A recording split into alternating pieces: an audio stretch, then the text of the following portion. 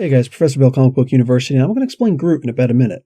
Groot was originally a giant monster who appeared in Tales to Astonish number 13 in November of 1960, and he was created by Stan Lee, Jack Kirby, and Dick Ayers. Groot was of the dominant species of Planet X, which was the capital of the Branch Worlds. His mission was to capture an entire town's worth of humans to use in experiment studies back home.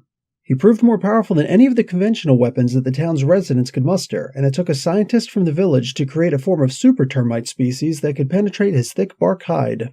Groot would reconstitute and battle others on Earth in hopes of completing his mission. Much later, a new Flora Colossus named Groot would be reimagined by Keith Giffen and Timothy Green II. This version of Groot was typically much smaller and was filled with kindness. As a sapling, he was connected to the root systems of the Arbor Masters, the Flora Colossi who were responsible for sharing the generational knowledge of all the Flora Colossi throughout history. The Flora Colossi kept maintenance mammals who would tend to the day-to-day care of the biome, whom the other saplings in Groot's class considered inferior. His people are generally racist against all other species, and a fellow sapling was hurting one of the maintenance mammals. Groot was forced to kill that sapling. Groot hails from a royal bloodline, or in this case, sapline. Thus, he was exiled at this young age for his crime, rather than being executed.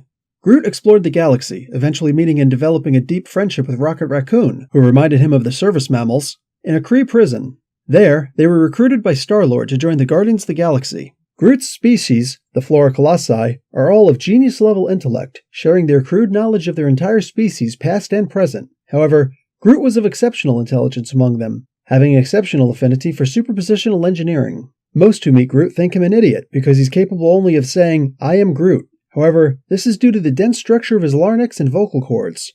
Anyone who spends enough time with Groot can develop an understanding of the discrete subtleties of his language and realize that he is intelligent and extremely eloquent. While Groot appears to be made of mundane wood, his body is actually a unique sentient substance that he's in full control of.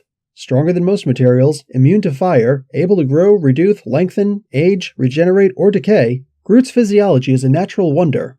He can communicate with and control plant life and anything made of wood, living or dead, even making fully independent miniature clones of himself.